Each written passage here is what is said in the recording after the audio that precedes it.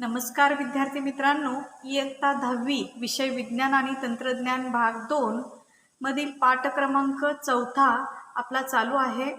आपण मागील व्हिडिओमध्ये पर्यावरणीय व्यवस्थापन या टॉपिक मधील घटक पहिला जो आहे यामध्ये परिसंस्था पुनरावलोकन हा घटक आपण पाहिलेलाच आहे। आता आपण त्याच्या पुढील भाग जो आहे त्यामध्ये पर्यावरण म्हणजे काय, म्हणजे आपण पर्यावरण म्हणजे काय आणि पर्यावरणामध्ये कशाचा समावेश होतो हा घटक आपण पाहणार आहोत। तत्पूर्वी हा घटक पाहण्या अगोदर आपल्याला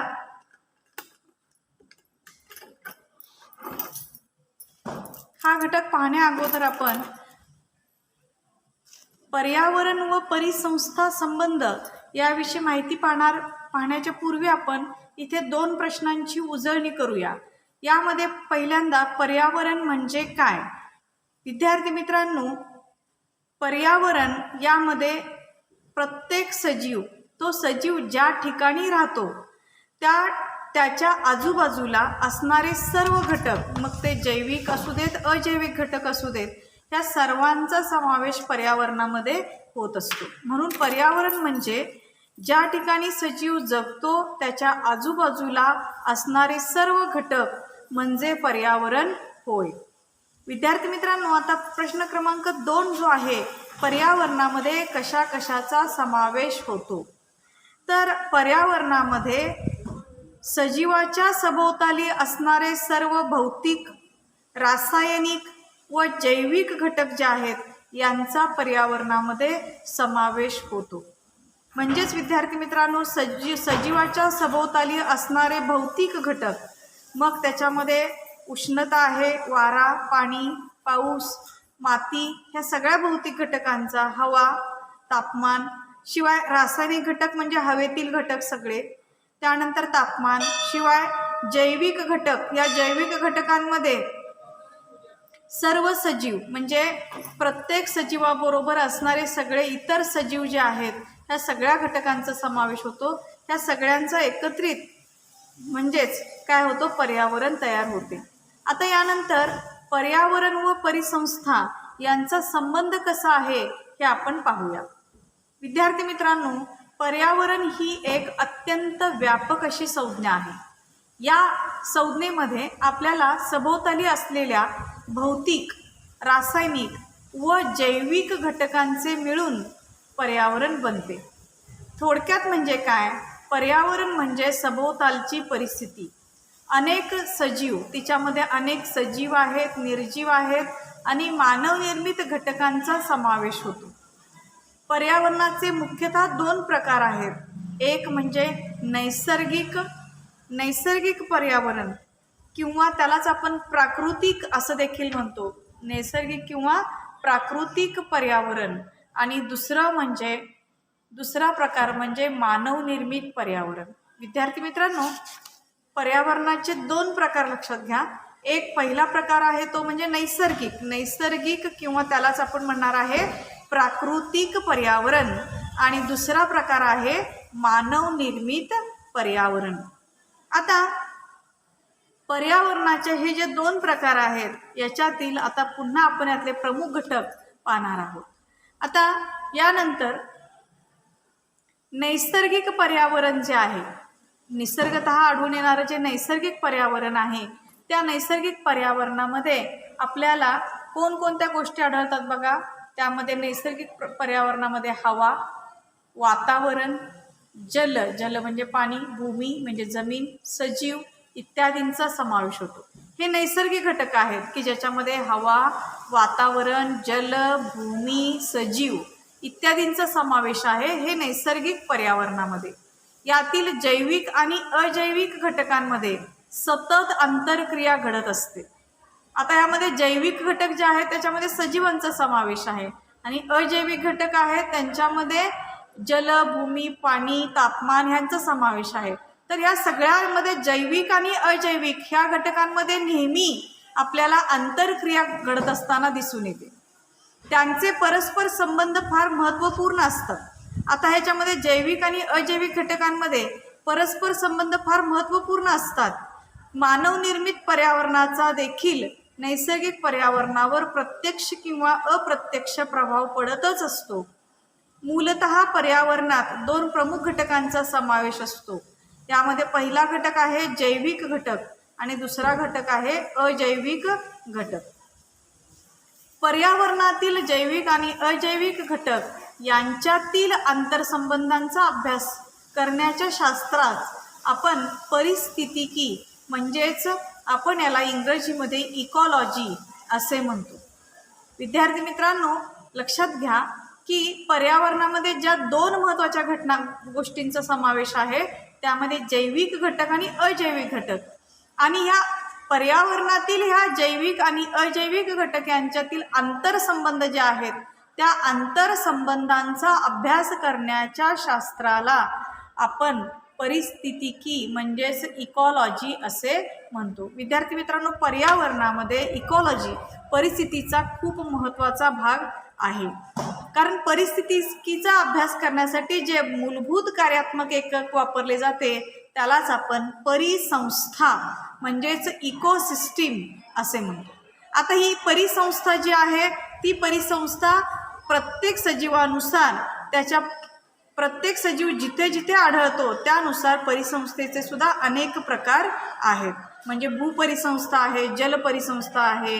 तर अशा पद्धतीनं परिसंस्थेचे सुद्धा प्रकार आहेत. तर इथे परिस्थितिकीचा अभ्यास करायचा असेल तर सगळ्यात महत्त्वाचं मूलभूत आणि कार्यात्मक एकक म्हणजे परिसंस्था असे. परिसंस्था ही त्याच्यातला मूलभूत आणि कार्यात्मक एकक म्हणजे परिसंस्थेलाच म्हटलं जातं. आता पर्यावरणामध्ये आपण जर पाहिलं तर पर्यावरणामध्ये अशा अनेक परिसंस्थांचा समावेश होतो. काही परिसंस्थांचा अभ्यास आपण मागील इयत्तांमध्ये केलेला आहे. विचार केला आपण तर पाण्याचे एखादे लहान डबके ही सुद्धा एक परिसंस्थाच होते. विद्यार्थी मित्रांनो, आपण पाहताय की आता पावसाळ्याचे दिवस आहेत आणि आपण रस्त्यावरती पाऊस पडला की बऱ्याच डबक्यांमध्ये पाहताय छोटे छोटे प्राणी आपल्याला इथं दिसत असतात. त्यात काही पाण्याच्या डबक्यामध्ये बघितला तर काही आळ्या फिरत असतात. त्यानंतर छोटे छोटे बेडकाची पिल्लं असतात. तर ही सुद्धा त्याची काय झाली, एक परिसंस्थाच झाली. तर आपली पृथ्वी ही सर्वात मोठी परिसंस्था आहे. विद्यार्थी मित्रांनो, इथं हे लक्षात ठेवा की आपली पृथ्वी जी आहे ती पृथ्वी ही सर्वात मोठी परिसंस्था आहे. थोडक्यात एखाद्या निश्चित भौगोलिक क्षेत्र व्यापणाऱ्या प्रदेशावरील जैविक आणि अजैविक घटक तसेच त्यांच्यातील आंतरक्रिया हे सर्व एकत्र येऊन परिसंस्था बनत असते. म्हणजे भौगोलिक क्षेत्र व्यापणाऱ्या प्रदेशावरील जैविक आणि अजैविक घटक आणि त्यांच्यातील आंतरक्रिया ह्या सगळ्यांनी मिळून आपली परिसंस्था, हे सगळे एकत्र येऊन आपली परिसंस्था तयार होत असते. म्हणून आता आपण इथे थोड्या आठवामध्ये जो प्रश्न दिलेला आहे त्या प्रश्नाचं उत्तर पाहूया. हा प्रश्न असा आहे की पर्यावरणामध्ये कोणकोणती चक्रे असतात आणि त्यांचे काय महत्त्व आहे.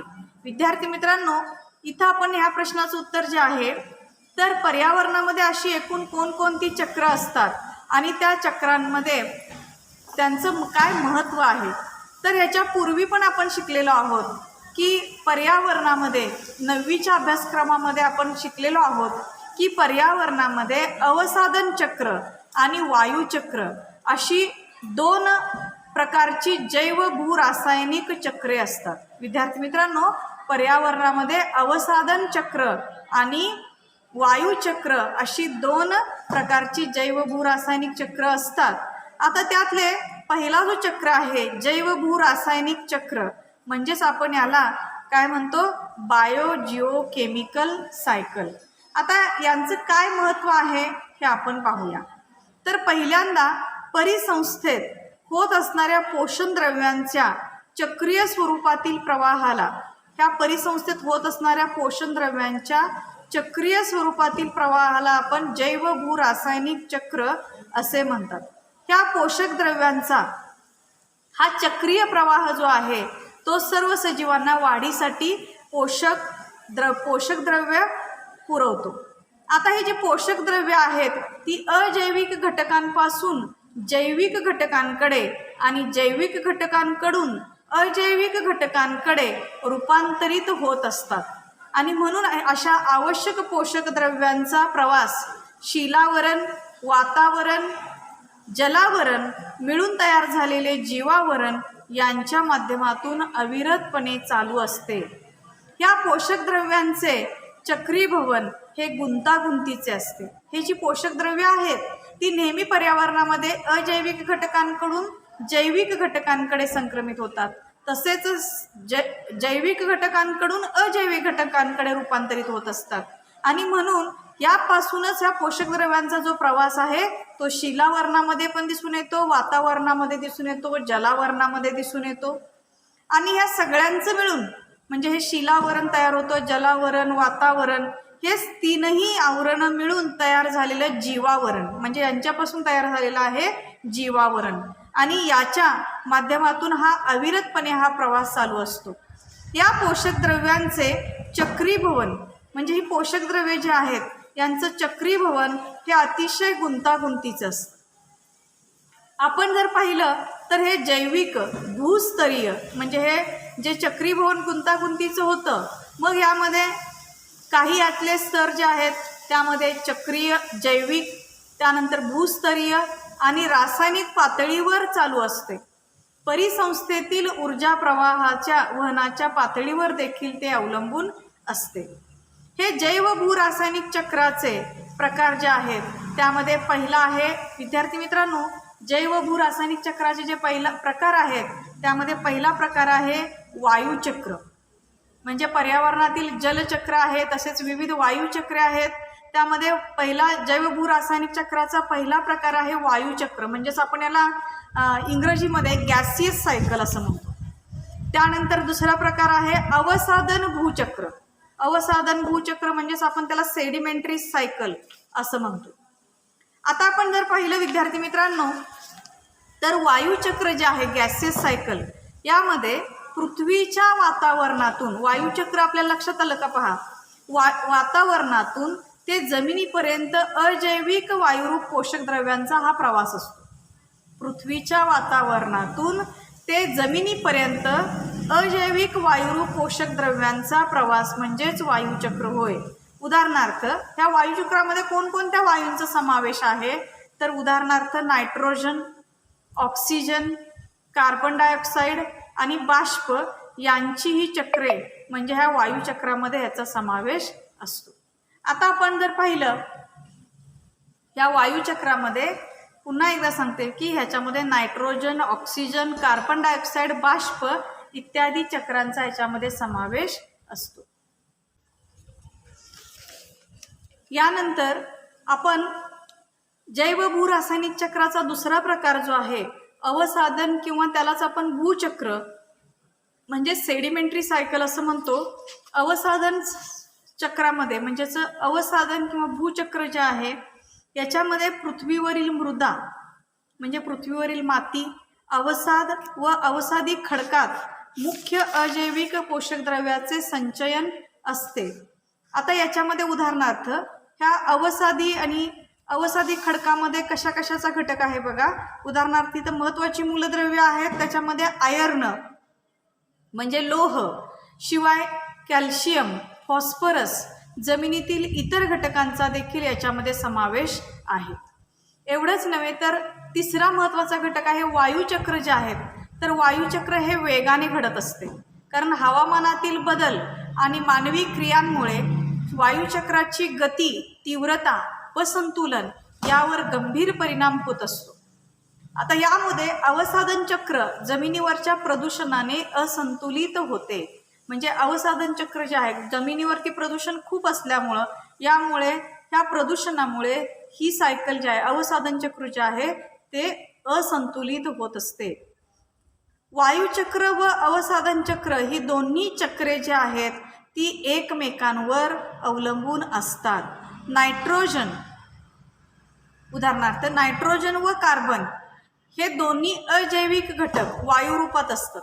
नायट्रोजन आणि कार्बन हे दोन्ही घटक जे आहेत ते आपल्याला वायू रूपात आढळतात आणि खनिजाच्या स्वरूपात जमिनीवर पण हे आढळतात आणि म्हणून कार्बन चक्र, ऑक्सिजन चक्र, नायट्रोजन चक्र हे तीनही महत्त्वाची जैवभूरासायनिक चक्रे आहेत. विद्यार्थी मित्रांनो, लक्षात ठेवा की ही जैवभूरासायनिक चक्रामध्ये कार्बन चक्र, ऑक्सिजन चक्र आणि नायट्रोजन चक्र ही अतिशय महत्त्वाची अशी जैवभूरासायनिक चक्रे आढळून येतात. आता यानंतर आपण पाहिलं तर पर्यावरणामध्ये जी विविध चक्रे आहेत, मध्ये जलचक्र आहे, विविध वायुचक्र आहेत, कार्बन चक्र आहे, नायट्रोजन चक्र आहे, ऑक्सिजन चक्र, अशी नैसर्गिक चक्रे अखंडपणे चालू राहिली की ही पर्यावरणाचे संतुलन टिकून राहते. म्हणून परिसंस्थेतील विविध अन्न साखळ्यांमुळे हे पर्यावरण जे आहे ह्या पर्यावरणाचे संतुलन कायम राहते. विद्यार्थी मित्रांनो, म्हणून इथं आपल्याला महत्त्वाची एक टीप दिलेली आहे की निसर्गाच्या अस्तित्वाशिवाय मानवाचे अस्तित्व ही अशक्यप्राय बाब आहे. विद्यार्थी मित्रांनो, आपण मानव फक्त निसर्गाशिवाय आपण राहू शकत नाही, म्हणजे त्याच्या अस्तित्व टिकलं तरच मानवाचं अस्तित्व टिकणार आहे. त्यामुळे नैसर्गिक पर्यावरणाचा समतोल बिघडू न देता त्याचे जतन करणे हे मानवाचे आद्य कर्तव्य आहे.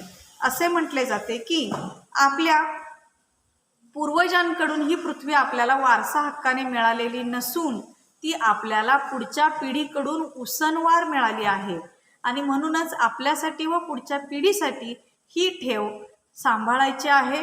हे आपण कदापि विसरून चालणार नाही. म्हणजे विद्यार्थी मित्रांनो, ह्यातून आपल्याला एक संदेशच मिळालेला आहे की जर आपल्याला आपलं मानवाचं अस्तित्व पुढे टिकवून ठेवायचं असेल ह्या पृथ्वीवर तर नक्कीच आपल्याला पहिल्यांदा निसर्गाचं अस्तित्व आपल्याला टिकवायला पाहिजे. कारण आज आपण पाहतोय की मानवानं अनेक प्रकारे पर्यावरणाचं काय केलेलं आहे, स्वतःच्या स्वार्थापोटी पर्यावरणाच्या अनेक प्रकारे काय केलेलं आहे, पर्यावरण प्रदूषित केलेलं आहे. पर्यावरण नष्ट होण्यापाठीमाग मानवाचाच हात आहे आणि म्हणून जर निसर्गाचं अस्तित्व टिकलं नाही तर भविष्यात मानवाचं सुद्धा अस्तित्व टिकणार नाही. आणि म्हणून निसर्ग आणि मानव याचं ऋणानुबंध खूप महत्त्वाचा आहे. विद्यार्थी मित्रांनो, आता पुढचा घटक आहे तो म्हणजे पर्यावरण संवर्धन. मुलांनो, संवर्धन करणे म्हणजे सांभाळणे, त्याची काळजी घेणे. याच्यामध्ये इन्व्हायरमेंटल कन्झर्वेशन हा घटक येतो, पर्यावरण संवर्धन. तर याच्यामध्ये आपल्याला पुन्हा काही प्रश्न विचारलेले आहेत. इन्व्हायरमेंटल कन्झर्वेशन यामध्ये पहिला प्रश्न असा आहे, पर्यावरणावर कोणकोणते घटक परिणाम करतात आणि कसे? विद्यार्थी मित्रांनो, पर्यावरणामध्ये नैसर्गिक घटक पण परिणाम करतात आणि मानवनिर्मित घटक पण परिणाम करत असतात. म्हणजे पर्यावरणावर नैसर्गिक आणि मानवनिर्मित असे दोन्ही घटक परिणाम करत असतात. आता नैसर्गिक घटक आपण जर पाहिलं तर नैसर्गिक घटकामध्ये हवामानात जर समजा बदल झाला, अचानक होणारा बदल असू दे किंवा काही नैसर्गिक आपत्ती अचानक येतात, तर या नैसर्गिक आपत्ती अशांनी पर्यावरणावर विपरीत परिणाम होतो. अशा बदलांनी पर्यावरणातील जैविक आणि अजैविक घटकांवर परिणाम होऊन अन्न साखळी आणि अन्नजाळी यांच्यात आंतरक्रियात बाधा येते. आपण जर पाहिलं तर मानवनिर्मित कारणांनी सुद्धा पर्यावरणामध्ये बिघाड निर्माण होतो किंवा पर्यावरणावर परिणाम करणारे काही मानवनिर्मित कारणं पण आहेत. त्याच्यामध्ये मानवाकडून निर्माण केलेले औद्योगिकरण आहे. कारण औद्योगिकरणामुळे तर खूप मोठ्या प्रमाणात काय होतं, हवेचं प्रदूषण होतं. नागरीकरण आहे, वन्य प्राण्यांच्या शिकारी आहेत, त्यानंतर धरणे, रस्ते, पूल बांधणे अशासारख्या मानवी हस्तक्षेपामुळे पर्यावरणाची कधीही भरून न येणारी हानी होत असते. आणि म्हणून पर्यावरणावर मानवनिर्मित घटक पण परिणाम करत असतात आणि नैसर्गिक घटक पण परिणाम करत असतात. यानंतर आपण जर पाहिलं तर पुढचा प्रश्न असा आहे, पर्यावरणामध्ये भक्षकांची संख्या सतत वाढत गेली तर काय होईल? विद्यार्थी मित्रांनो, आपण पहिल्याच व्हिडिओमध्ये पाहिलं आहे की अन्न साखळीमध्ये भक्ष आणि भक्षकाची साखळी जी आहे ती काय असते ती उदाहरणाद्वारे पाहिलेलं आहे. जर असं झालं की पर्यावरणामध्ये फक्त भक्षकांची संख्या वाढत गेली तर काय होईल असा प्रश्न जो आहे, याच्यामध्ये विद्यार्थी मित्रांनो लक्षात घ्या की त्या अन्न साखळीमध्ये फक्त भक्षकच राहिले तर काय होईल, तर भक्षकांची संख्या जर सतत वाढत गेली तर भक्ष्यांचे प्रमाण कमी कमी होत जाईल. भक्ष्य शिल्लकच राहणार नाही, भक्ष्याचे प्रमाण कमी कमी होत जाईल आणि त्यामुळे पुन्हा एकदा एक वार भक्षकांची संख्या पुरेसे अन्न न मिळाल्याने कमी होऊ लागेल. म्हणजे जर भक्षक टिकवायचे असतील तर भक्ष्य पाहिजे, आणि जर भक्षकांची संख्या वाढत गेली की त्यांना पुरेसं अन्न मिळणार नाही, कारण भक्ष्यांची संख्या कमी कमी होत जाईल आणि त्यामुळं भक्षक अन्न न मिळाल्याने मरून जातील आणि म्हणूनच त्यांची संख्या कमी कमी होत जाईल. यानंतर पुढील प्रश्न आहे तिसरा. नदीच्या किनारी भागात मोठमोठे कारखाने उभारले गेले तर नदी या परिसंस्थेवर त्याचा काय परिणाम होईल? विद्यार्थी मित्रांनो, जर नदीच्या किनारी भागात मोठमोठे कारखाने उभारले गेले आणि त्यामुळे अशा कारखान्यातून आपण पाहतोय की खूप मोठ्या प्रमाणात प्रदूषित पदार्थ, प्रदूषित पाणी हे नदीच्या पाण्यात सोडण्याचा धोका आढळतो. त्यामुळे दूषित आणि विषारी द्रव्यांमुळे पाण्यातले जे मासे असतील, इतर सगळे जीव आहेत ते मृत्युमुखी पडण्याचा सगळ्यात मोठा धोका असतो. त्यामुळे तिथले पाणी, आता नदीचे पाणी खराब झाले, प्रदूषित झाले, तर तिथले पाणी पिण्यायोग्य न राहिल्यामुळे सुद्धा स्थानिक रहिवाशांच्या आरोग्यावरती त्याचा विपरीत परिणाम होतो आणि त्यामुळं साथीचे रोग पसरतात. एवढंच नव्हे तर नदीच्या पाण्यातील जलीय अन्नसाखळी जी आहे, पाण्यातून पसरणारी जी अन्नसाखळी आहे आणि अन्नजाळी जी आहे ते संपुष्टात येण्याचा संभव आहे. म्हणजे जलीय पाण्यामध्ये असणारे जे प्राणी मरू लागले तर तिथली जलीय अन्नसाखळी ती काय होते, बिघडते आणि ही अन्नसाखळी बिघडली की पाण्यामधली अन्नजाळी सुद्धा संपुष्टात येण्याचा संभव होतो. म्हणजे हा एक प्रकारे धोकादायक ही गोष्ट आहे.